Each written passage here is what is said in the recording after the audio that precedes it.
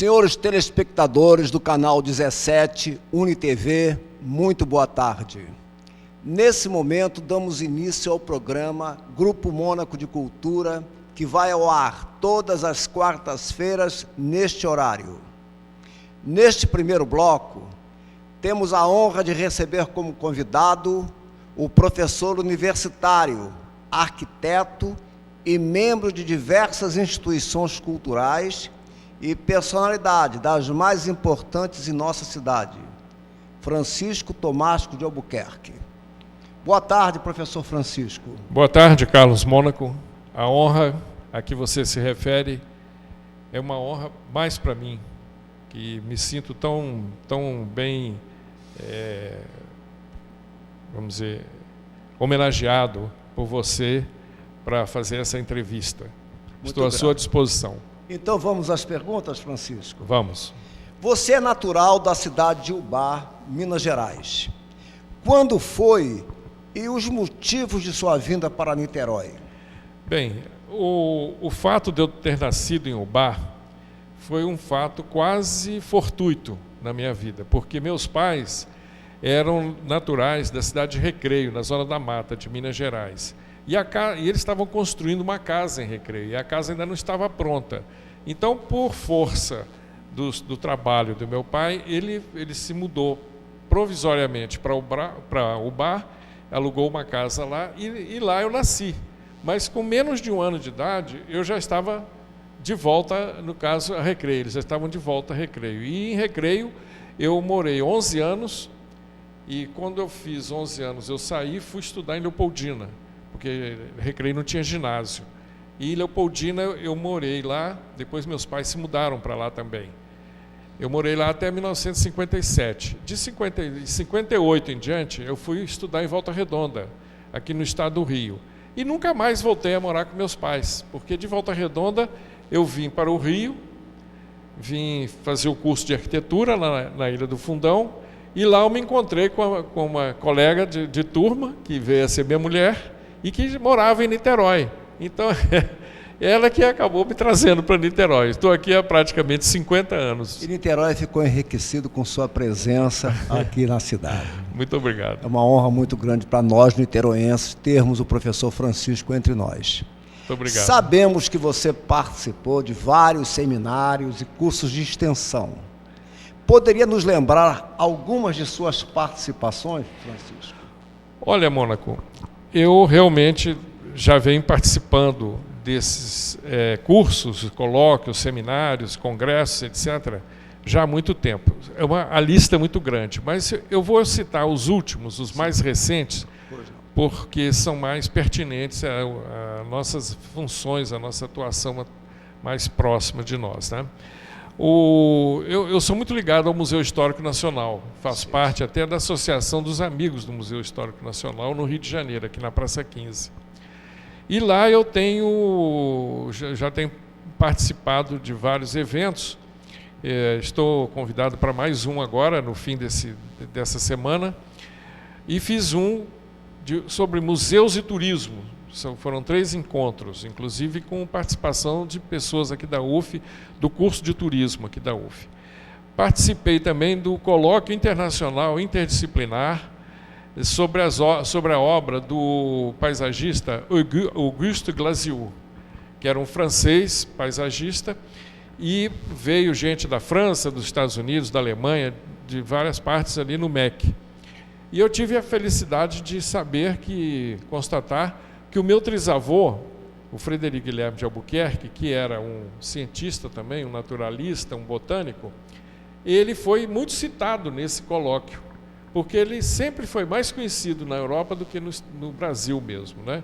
E, aliás, foi lá que o Dom Pedro II soube dele, numa das suas viagens à Europa, à França, e então deram para ele o endereço dele. Ele era gaúcho, morava no Rio Grande do Sul, e o Dom Pedro II convidou para vir aqui para o Rio de Janeiro assumir a cadeira de botânica do Museu Nacional.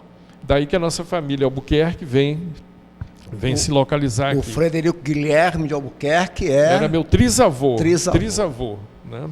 E outros eventos também, o Seminário Internacional sobre Genealogia e Histórias Locais, também com participação de professores estrangeiros, né? Portugueses, espanhóis, ingleses, franceses e tal. E um outro curso também, 1808, a transformação do Brasil, de colônia a Reino Unido de Portugal, Brasil e Algarves. Esse foi promovido pelo Museu Histórico e mais o Instituto Histórico e Geográfico do Brasil, o IHGB. Eu participei já de 4 encontros monárquicos, promovidos pela Promonarquia, que é uma instituição ligada a esses assuntos de São Paulo, mas todos esses encontros são feitos aqui no Rio.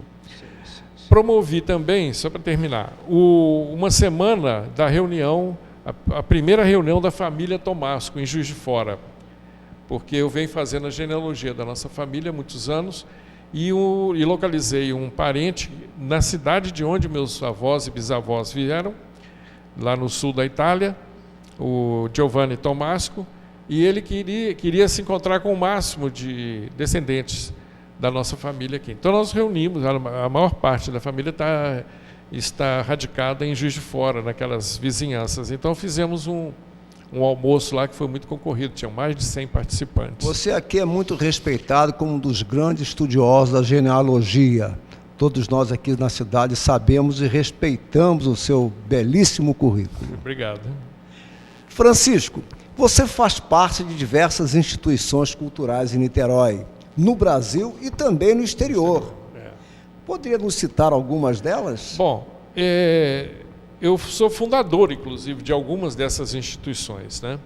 No caso, a Associação Internacional de Estudos Langsdorff. Há uma sede em São Petersburgo, na Rússia, e uma sede no Brasil, que é em Campinas. Aqui no Brasil, eu sou vice-presidente dessa de Campinas. Mas já fizemos uma quantidade, inclusive já fizemos seminários também aqui em Petrópolis e em São Paulo, né? O Círculo Monárquico Dom Pedro II, eu também sou membro fundador. E já fui presidente várias vezes e continuo como presidente agora, né? Começou em 1993 o Círculo Monárquico e até hoje tem funcionado perfeitamente. Sou membro do Colégio Brasileiro de Genealogia, há muitos anos também. Eu sou fundador do Instituto Cultural Frederico Guilherme de Albuquerque, que é o nome desse meu trisavô. Seu trisavô.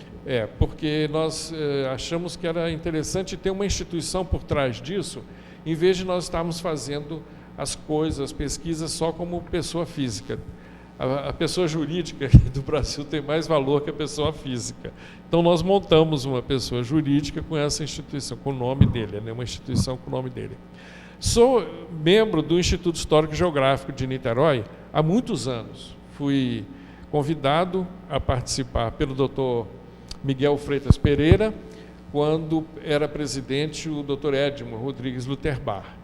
E aí, logo que eu entrei, mudou a diretoria. E, no caso, entrou como presidente novamente o professor Gilberto Emílio Chodon. E o Chodon me convidou para fazer parte da diretoria como secretário. Quer dizer, quem entra lá já pega logo um piano para carregar. Aí fiquei lá muito tempo como secretário, e aí quando finalmente, lá pelas tantas, 2 ou 3 diretorias depois, me convidaram para ser presidente. Então eu fiquei como presidente em 2 gestões.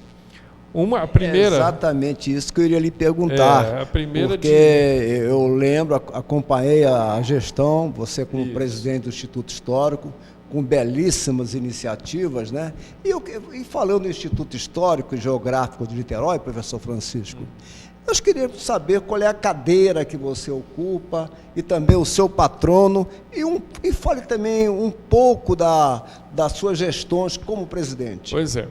Então, o que acontece é o seguinte, quando me convidaram para ser presidente da primeira vez, eu coloquei algumas condições, porque eu via o Instituto, digamos assim, não tão bem organizado quanto ele deveria estar, né?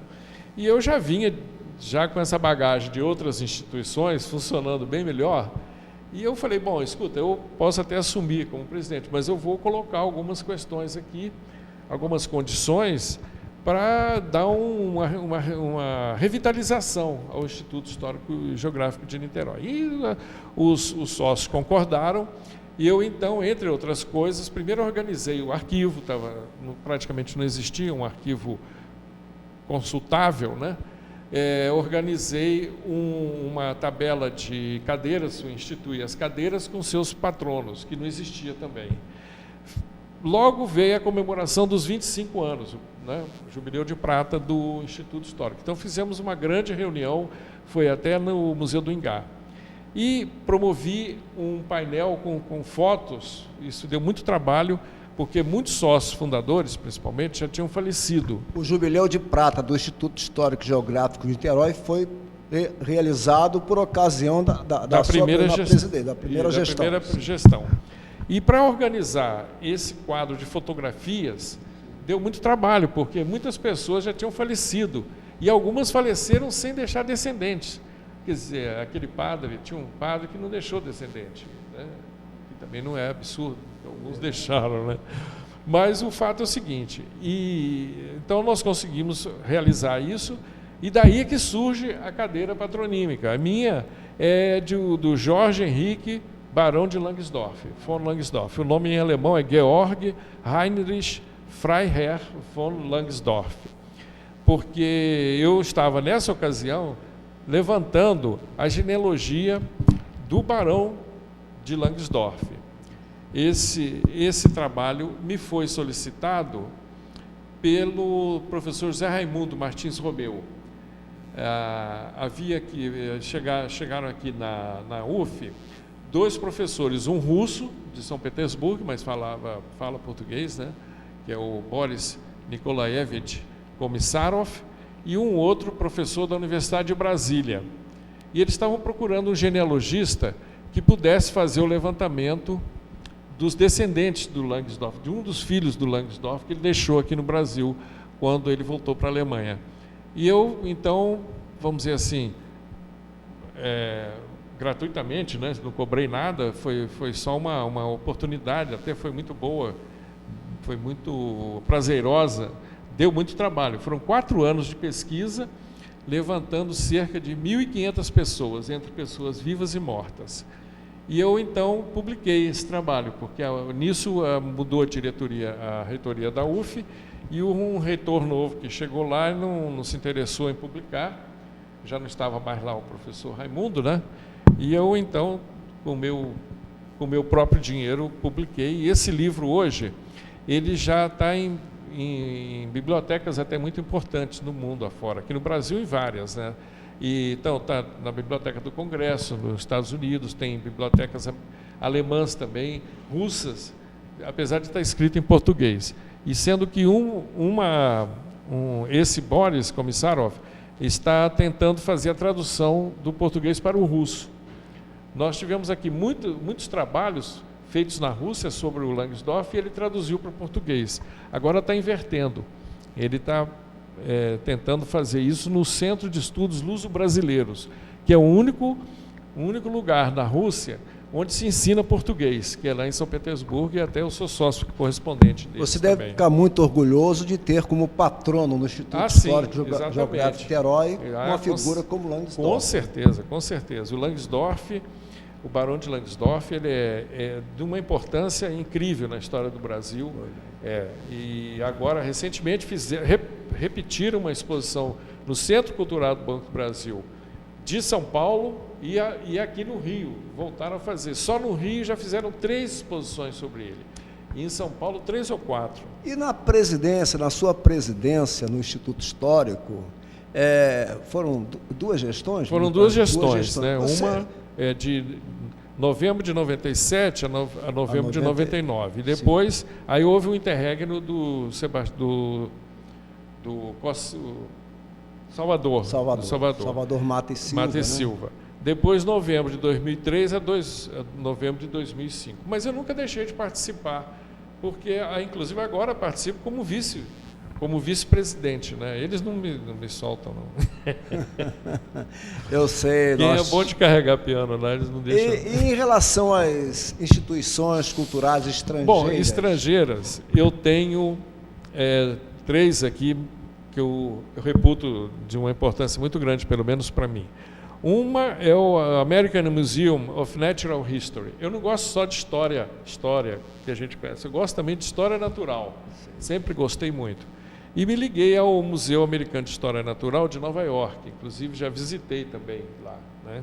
É uma coisa fantástica esse museu.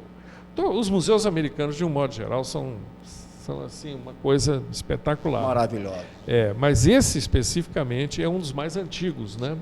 Então ele reúne trabalhos e pesquisas e coisas que cientistas americanos e outros países colecionaram, coleções espetaculares que foram arranjadas no mundo inteiro, né?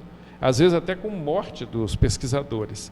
E tem essa Associação Internacional de Estudos Langsdorff, de São Petersburgo, da qual eu sou membro, correspondente, tem que, aliás, é membro fundador também.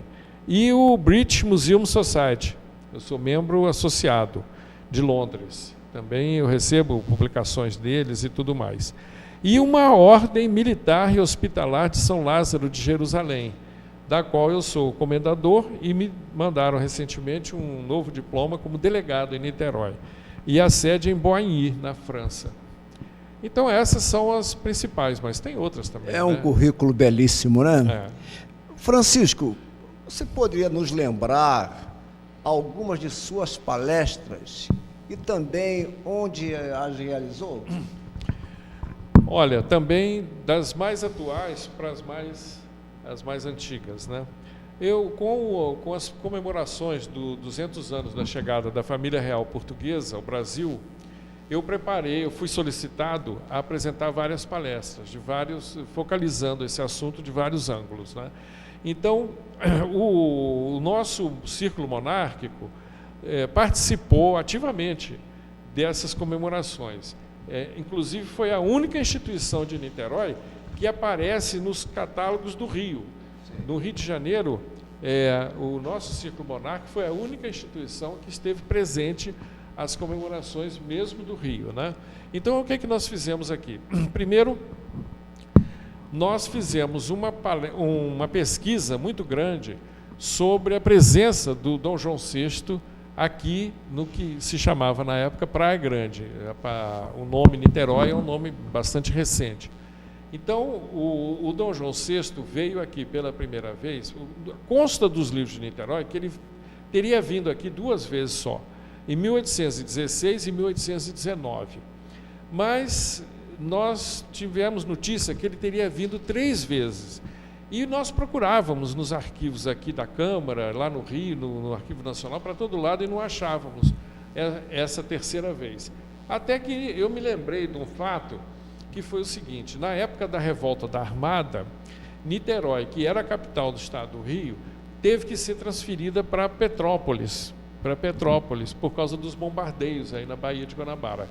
E aí eu pensei, quem sabe se existe lá em Petrópolis, no caso no Museu Imperial de Petrópolis, alguma documentação sobre Dom João VI.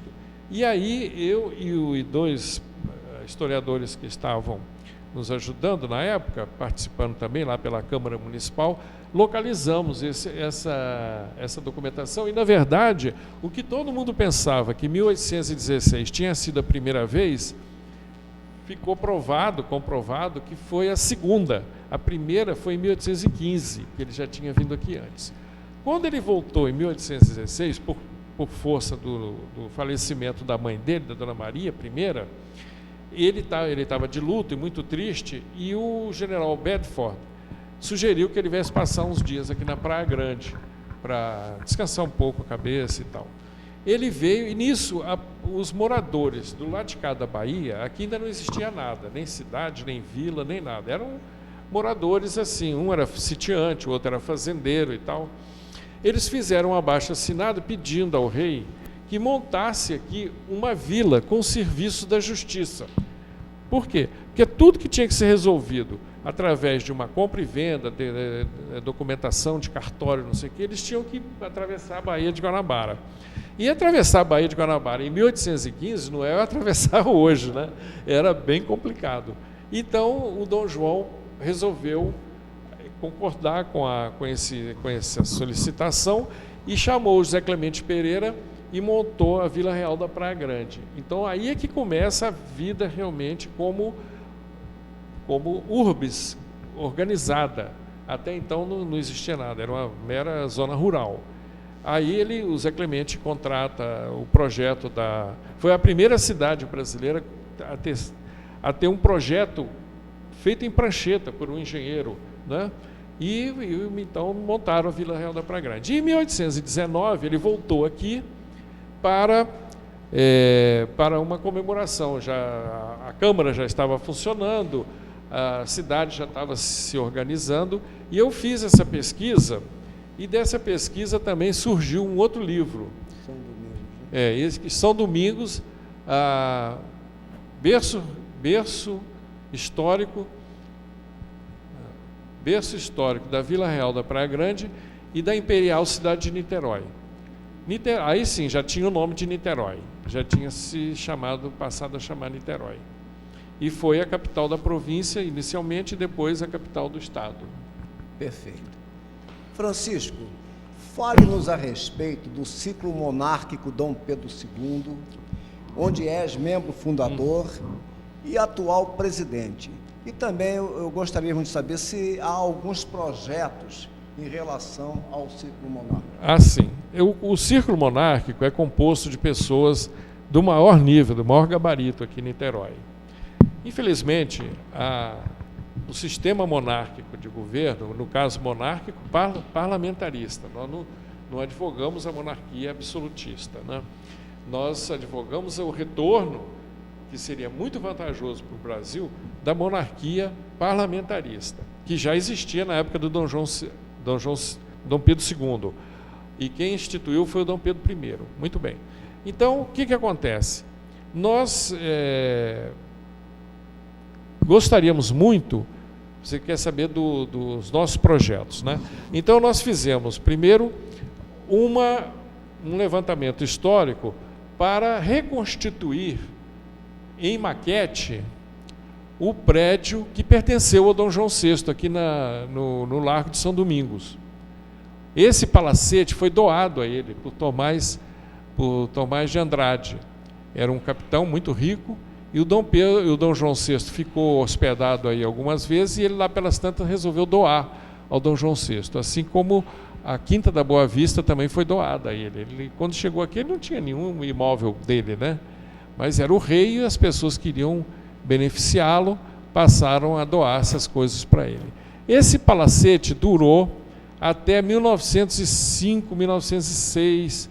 Entre 1906 e 1907 ele foi demolido. Foi uma pena mesmo. Por quê? Porque o mesmo construtor desse palacete foi o mesmo brigadeiro José Pinto Alpoim que projetou e construiu o Paço Imperial.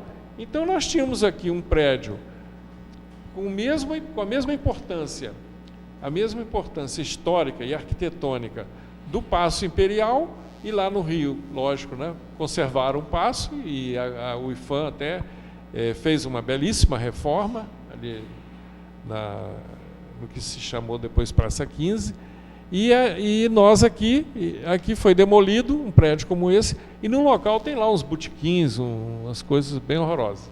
Então, o nosso projeto teve o seguinte desdobramento. Primeiro, fizemos a maquete. A maquete foi feita pela Faculdade de Arquitetura da Universidade Federal Fluminense, na qual eu e minha mulher fomos professores muitos anos, e lá tem uma oficina de maquetes.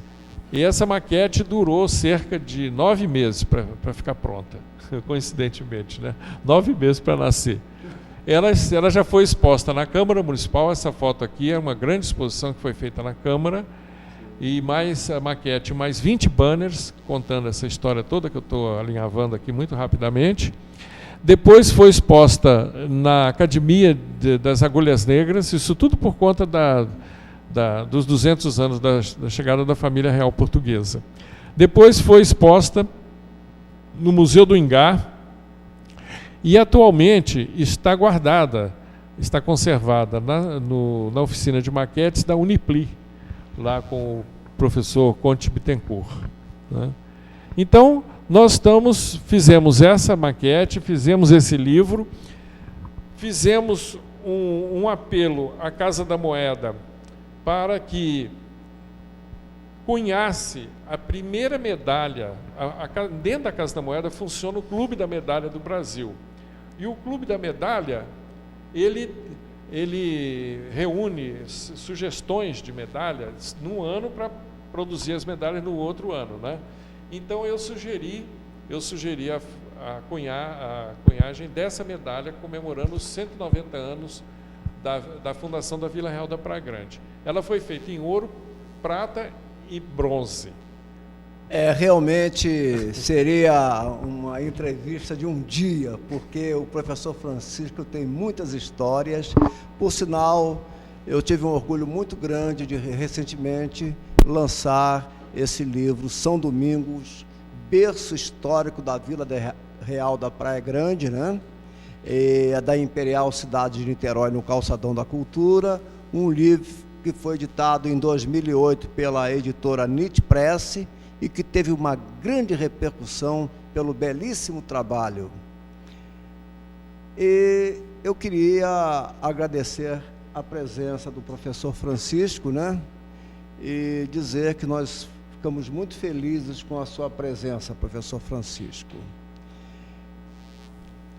Em relação a notícias da semana, teremos hoje na Academia Niteroense de Letras, às 17 horas, lançamento na Poeira do Tempo de Gilson Rangel Rolim.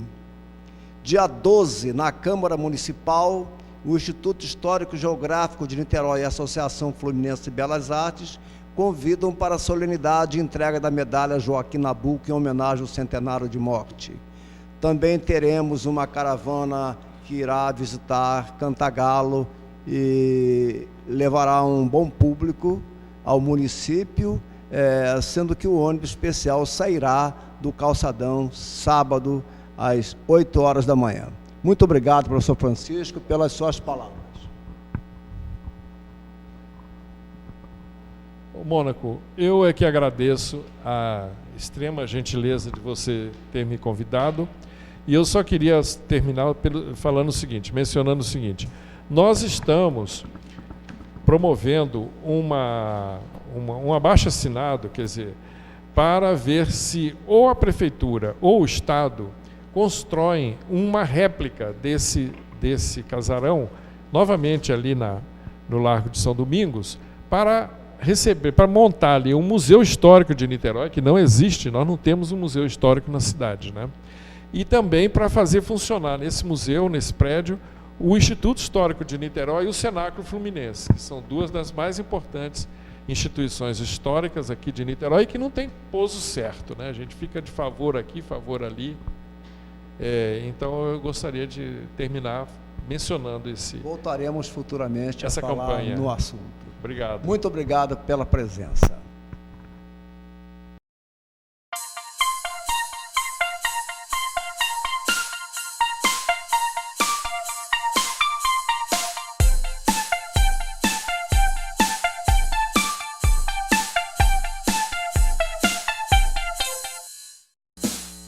Boa tarde para você, telespectador. Estamos aqui com mais um programa, mais um Bem-Estar e Saúde, e esperamos que você nos acompanhe e que gradativamente você possa cada vez sendo mais estimulado a cooperar conosco, a nos mandar e-mails que têm chegado. Eu estou, inclusive, para fazer um programa, né? Já tem alguma coisa boa para responder, mas hoje eu tenho aqui conosco uma pessoa que acho que vai fazer muita diferença nessa entrevista de hoje, na divulgação de um trabalho do nosso município, da nossa prefeitura, que é um trabalho muito bonito. E eu acho que a entrevista de hoje vai valer a pena, porque com certeza vai fazer uma diferença para muitas pessoas que precisam usar desse tipo de apoio. E com certeza nós ouviremos aqui a educadora social Adriana Cláudia Rosina Baptista Varela, né? Seja muito bem-vinda, Adriana. É um prazer muito grande tê-la conosco. Obrigada, Beth, pelo convite. E estou aqui para o que precisar. Para o que né? deve vier. Precisar, Tá. faço um trabalho na área de educadora social, numa casa de passagem, né? Que hoje chama-se Instituição de Acolhimento de Adolescente. E nós recebemos adolescentes meninos, né? Que é a casa de meninos, na Paulo Freire, situada no Barreto. E lá nós temos meninos de 12 até quase completar 18 anos. Tá. Então, Adriana, eu gostaria que você respondesse para o nosso telespectador como é que é feita essa triagem dessas questões. Bom, em primeiro lugar, que tipo de trabalho vocês desenvolvem lá na Casa Paulo Freire? Bom, como educador social, nós trabalhamos com reforço escolar, né, com esses adolescentes, né, já que nós em Niterói não tem uma casa mesmo onde eles possam morar permanente, então funciona, a casa de passagem funciona hoje como um abrigo permanente, né? Então lá eles estão inseridos na área escolar, e onde nós fazemos esse reforço escolar na área de saúde, levando-os ao médico, na área dentária, na área toda de saúde, e tudo que precisar de demandas de acompanhamento com esse adolescente, nós estamos fazendo. Tá. Vocês hoje têm quantas crianças nessas casas? As casas de meninos e a casa de meninas. É uma casa só. Né? A Casa Paulo Freire, ela cuida de meninos e de meninas, mas esse espaço físico é separado. Não.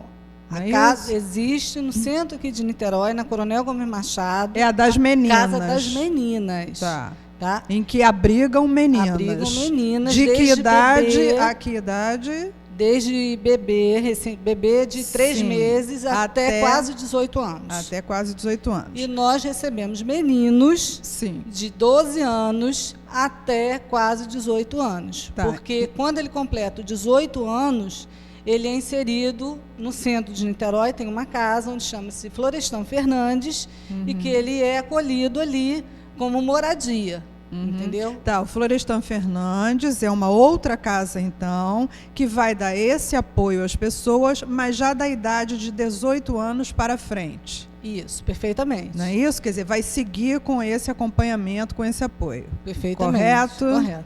Certo. E você trabalha, então, na casa que atende a meninos. Atendemos a meninos. Né? Que vai até justamente 18 anos de idade. Isso, perfeitamente. Tá. E qual é a sua função, então, Adriana, nessa casa para meninos? Reforço escolar e reforço como na área de saúde e todo acompanhamento que esse menino vai precisar para levar para um CAPSI, que é um atendimento, todo parte psicológico, se caso precise. Então, todo acompanhamento com este menino que a gente... Tá, então você faz justamente a parte do reforço escolar. Quer dizer, a criança que tiver deficiência de alguma questão escolar, você vai fazer esse acompanhamento. Isso, né? Perfeito. São quantas pessoas fazendo esse tipo de trabalho específico que você faz? Olha, de orientação escolar? Nós temos 3 cuidadores sociais contando comigo e somos em 4 educadores, né, que eles funcionam como diurno e noturno, com 12 horas cada um de plantão, né, sendo 2 noturnos e 2 diurnos de plantão. Eles trabalham como plantonista. Sei. E nós, cuidadores, não. Nós trabalhamos diariamente, de 7 da manhã até 1h da tarde, que é um grupo, né, que é um educador, e o outro educador trabalha de 1 da tarde até 7 da noite. Correto. Adriana, agora responde para a gente o seguinte, como seria feita essa triagem de encaminhamento para a Casa de Passagem Paulo Freire? Quer dizer, como é que essas crianças chegam lá? Bom, essas demandas têm de várias maneiras. Elas podem vir de forma espontânea, o adolescente desentendeu com a família, e ele vai para querer ter uma ajuda, um apoio. Ele pode vir pelo CREAS, ou ele pode vir pelo juizado, ou ele pode vir também pelo Conselho Tutelar. Nós temos em Niterói 3 conselhos tutelares. Conselho 1, que funciona em Niterói, que era na Coronel Gomes Machado. Vamos situar, né, geograficamente o Conselho Tutelar de Niterói. Ele fica na Coronel Gomes Machado, naquele trecho entre a Prefeitura Nova e o Corpo de Bombeiros. Isso, não é nesta isso? rua. Funciona ali. É uma casa que funciona ali nesse trecho da Coronel Gomes Machado. Qualquer pessoa pode procurar o Conselho Tutelar e pedir um apoio, uma ajuda? Qualquer pessoa. Para uma criança que necessite, um adolescente, ou até mesmo para idoso, ou até mesmo para pessoa que esteja de qualquer faixa etária, até para nível de informação, eles te passam essa informação perfeitamente. Tá, então você tem ali uma assistente social encarregada de justamente fazer essa triagem da demanda que vai para ali. Isso. Eles têm uma equipe técnica deles que trabalham lá, que é assistente social, psicólogo, eles têm que fazem essa triagem e fazem essa demanda. Ou nós recebemos também do juizado, esse conselho tutela, esse conselheiro. Vai no juizado, explica a situação desse adolescente, o juizado faz encaminhamento e manda para a nossa instituição, para o nosso abrigo. Né? Aí, no caso, se for do município, é um tipo só que é direto, é um ofício que o juiz manda direto. Caso esse adolescente venha de outro município, né, não sendo de Niterói, ou São Gonçalo, Rio, qualquer lugar, ele tem que vir com uma carta precatória, né, que esse assistente, esse conselheiro tutelar que está acompanhando o adolescente, ele vai pedir ao juizado da onde ele é, da comarca de origem dele, aí vem com essa carta precatória. Que faça esse encaminhamento. Isso, faça esse encaminhamento, aí nós recebemos esse adolescente. A casa funciona 24 horas. E hoje, Adriana, quantos adolescentes vocês abrigam nessa casa? Quer dizer, a quantos adolescentes vocês dão assistência? Olha, a casa abriga para 12, abrigação para 12 adolescentes. Hoje nós temos 8 adolescentes na casa. Mas já tiveram um maior número? Já tivemos uma base de 14 adolescentes na casa. Quer dizer, ela suporta um maior número. Isso, até 14 adolescentes ela suporta bem. Dá para fazer um bom trabalho ali. Vocês nunca tiveram uma quantidade maior que 14 adolescentes? Não. 14 foi logo assim que eu entrei, tem 2 anos e 6 meses, aí nós tínhamos na casa 14 adolescentes, onde foram depois uns reinseridos familiar, né, com a família, outros foram transferidos, recambiado para a comarca, né, de origem, e outros ainda estão permanentes ainda na casa, uns ainda estão na casa. Adriana, então nesses 2 anos e alguma coisa, né, que você faz esse trabalho lá na Casa Paulo Freire, eu gostaria que você contasse para a gente, desse seu trabalho até agora, qual foi assim o caso, né, mais difícil de atender, mais difícil de acompanhamento, quer dizer, do que vocês receberam de demanda até agora, se houve alguma demanda assim, especialmente muito difícil de trabalhar com ela? Olha, nós tivemos um menino autista, né, um adolescente autista com 16 anos, e foi um menino que, para nós, foi desafiador, né, porque nós não somos capacitado de parte... tecnicamente falando, né? Você lida com os meninos que trabalham ali, e nós pegamos esse desafio de trabalhar com este menino, com este adolescente. Ele não falava, ele tinha muitas limitações, na parte até de higiene mesmo, né? No físico, no andar, no caminhar, motor, todo. Provavelmente deficiência cognitiva, psicomotora, afetiva também, né? Tudo. O bom desse trabalho é que a família, principalmente a mãe dele, você sentia toda a parte emocional, todo o carinho, todo o afeto com ele, que nos ajudou muito. Né? Foi um trabalho que nos ajudou muito. Muito desafiador, mas muito prazeroso.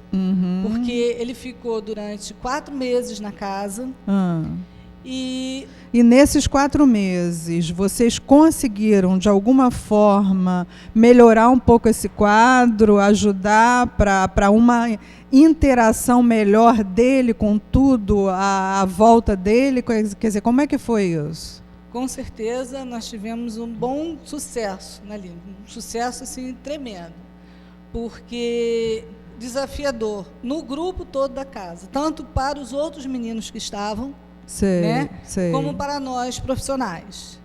Houve-se uma conversa com esses meninos, onde nós colocamos nessa dificuldade que nós chamamos de problema, e sim dificuldade, e que precisaria de uma participação ativa deles também, uma colaboração, no ouvir, no ajudar, no todo, em todos os setores, na parte motora, no ajudar ele no todo, né? Então, os meninos se prontificaram belamente, e houve-se um trabalho onde, quando ele teve que ir para casa, ele já estava participando das atividades, ele já sabia o sentar e o levantar, o dar licença. Algumas palavras já eram ditas para ele, ele já conseguia balbuciar algumas palavras. Né? O respeito, houve-se um respeito mútuo, tanto dos meninos com ele com os meninos, ele com os profissionais da casa. Então, houve-se um trabalho muito bom, muito gratificante para todos nós, um crescimento muito grande. Agora, pelo que você está me dizendo, você disse que esse trabalho foi tão gratificante e desafiador, mas eu acho que 4 meses é assim, uma coisa tão curta para um atendimento desse tipo com uma criança com déficit desse, quer dizer, que já nem é mais uma criança, né? Mas já está com 16 anos, quer dizer, já está até saindo um pouco da adolescência, né? Então, quer dizer, por que 4 meses só? O que aconteceu que esse acompanhamento não foi levado adiante? Bom, quando ele entrou para casa, houve-se a necessidade de ficar um período né, específico ali. E o que fazer com este menino? Já que você não pode rotular, já que você não pode ficar com uma indiferença com ele. Né? Ele é um menino que está na casa e merece todo o carinho e respeito que você precisa. Sim, rotular não se pode, até porque quando você rotula, se você dá um rótulo, acabou qualquer perspectiva de crescimento, né? Então, de desenvolvimento. Nós partimos do jogo, de uma brincadeira que seria uma forma mais fácil de você conseguir alcançar os objetivos, porque você brincando, você consegue alcançar do que você só falando ou explicando. Ou sim, de forma lúdica a gente consegue muita coisa, com toda certeza. Então, foi através da forma lúdica, né, de um jogo que levava, de uma brincadeira de roda, numa brincadeira de ping-pong, no futebol, que você começou a botar ele participando de todas as atividades. Sim, tá, mas o que eu te perguntei mesmo, você ainda não me respondeu. Por que 4 meses tão bem-sucedidos, né, terminaram aí? Quer dizer, por que não houve um trabalho de continuidade com esse rapaz? Isso é a parte até na técnica, né? Ele... Pelo que eu O que aconteceu? A família não gostou do trabalho? A família precisou, ela gostaria de trabalhar com este menino sozinho. Sei. Né? Ela queria trabalhar, dar atenção específica para ele. Como ele teve alta, ele fazia um trabalho também no HPJ, né? Hospital Psiquiátrico. Então houve uma intervenção familiar, onde a família solicitou. Houve a necessidade, o juiz liberou, onde ele podia ir para casa, tinha as condições, e já como ele estava em bom andamento, né, pelo que ele entrou e pelo que ele saiu, poderia sim ir para casa, familiar, não haveria necessidade. Houve um progresso na situação dele. Com esses meninos que por vários setores, por várias demandas estavam ali. O caso dele era isolado, era específico. Então, não houve essa necessidade de ficar. Então, só houve esses 4 meses, onde houve muito sucesso. Uma que pena, coisa boa, né? Que porque trabalho bonito. Eu, particularmente, como foi desafiador. E eu gostei muito desse trabalho. Gostaria de saber também como está a continuação desse trabalho. Ter mais tempo para você trabalhar, para você... E vocês não tiveram mais contato com essa família? Não, nem a família ligou mais, nem a parte técnica, não houve esse intercâmbio, né? Não houve esse intercâmbio. Não houve essa interatividade, né? No sentido de manter essa comunicação.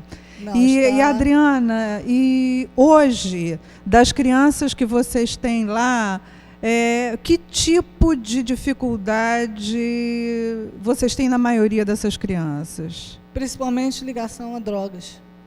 Em relação a drogas? Às drogas. Ao crack, principalmente. É mesmo? Esse coisa, é um tema que nós estamos tentando se envolver ao máximo, se empenhar ao máximo, a parte de leitura, de conhecimento, no todo, de palestra, de tudo que envolva na área de droga, álcool e droga, principalmente a droga. Sei. Nós estamos interagindo, nós estamos buscando essas informações para saber melhor como lidar com este menino. Sei. Né? O bom que vamos dizer assim, de uns meses, de uns 2, 3 meses para cá, o CRIA-UF, que é um centro de referência ou de reabilitação na área de assistência mesmo para esses adolescentes, que é lá no Barreto que funciona, é um trabalho onde os profissionais e estagiários da UF, eles fazem esse atendimento. O CRIA-UF seria um local onde que tipo de profissional trabalha? Psicólogo, assistente social, trabalha área de saúde mental, né, que são os neurologistas, trabalham com médicos. Então o CRIA-UF faria uma dobradinha com vocês? Isso. No sentido de dar esse atendimento também. É onde nós temos um trabalho tipo terapêutico, porque eles têm futebol, eles têm jiu-jitsu. Terapia ocupacional. Né? Eles têm um trabalho assim, maravilhoso. E está tendo um bom rendimento. Porque, afinal, já que a casa não oferece muita demanda assim, na área desportiva, a não ser que o profissional se desdobre em colaborar, lá eles têm esse trabalho específico, são profissionais específicos para isso, para trabalhar com esses adolescentes. Sei. E como é que você vê a receptividade desses adolescentes já viciados, né, de alguma forma? Quer dizer, como é que você vê o andamento, o encaminhamento desse trabalho, o desenvolvimento dessas crianças?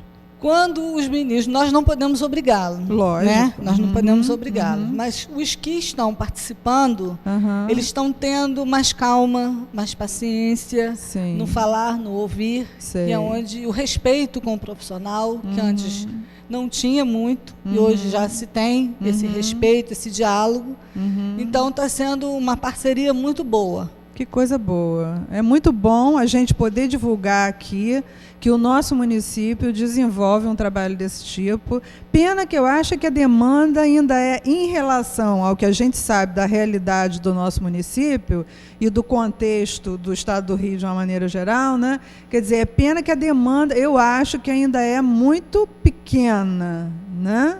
Quer dizer, eu acho que na realidade temos aí nas ruas muitas crianças nessas condições, muitos adolescentes nessas condições, né? Quer dizer, de uma maneira geral, a maioria desses adolescentes não chega lá. Não. Quer dizer, o porquê que não chega, a gente não sabe. Infelizmente, não. Né? Mas, se o município tem esse tipo de trabalho para oferecer, neste aspecto, a gente tem que dar os parabéns, né? As coisas boas que o município de Niterói oferece para crianças, adolescentes e até idosos, como você diz, né?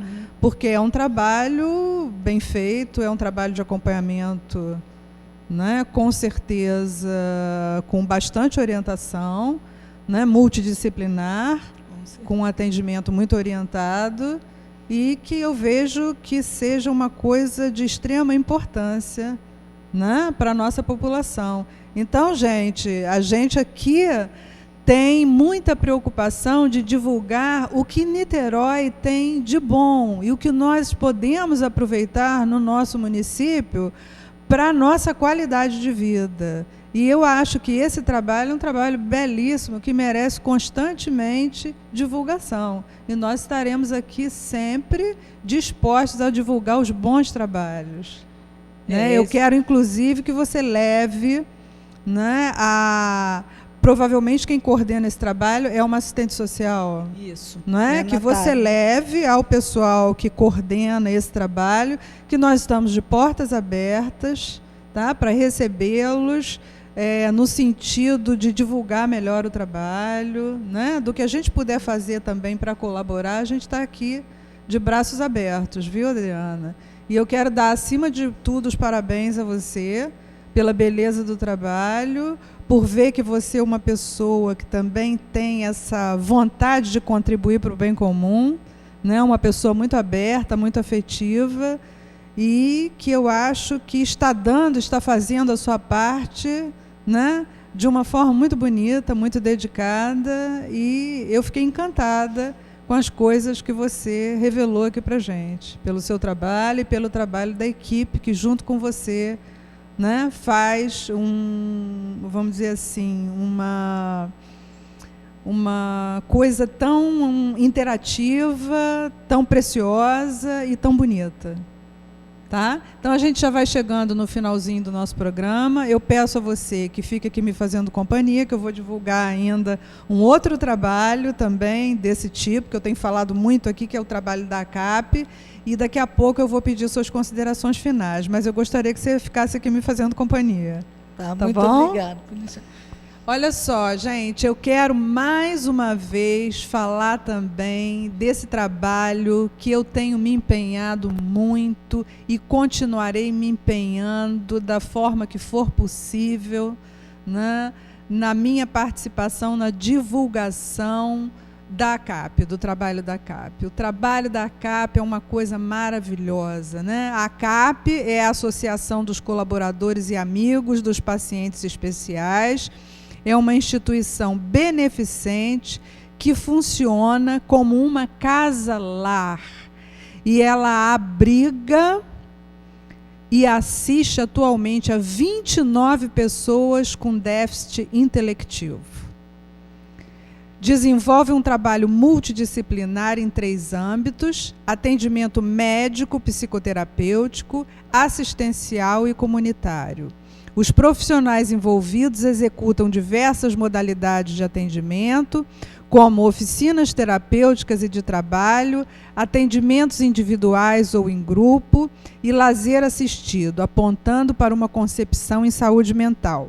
E onde a ACAP funciona? Vou passar então o endereço, porque eu já soube, o Paulo da ACAP me ligou essa semana e me disse que a nossa divulgação tem dado um retorno maravilhoso, que algumas pessoas têm colaborado muito com o trabalho deles, e eu fiquei muito feliz com isso, muito feliz mesmo, porque o trabalho é digno de um merecimento, uma coisa maravilhosa. Eu, particularmente, me sinto extremamente alegre e satisfeita ao receber essa notícia.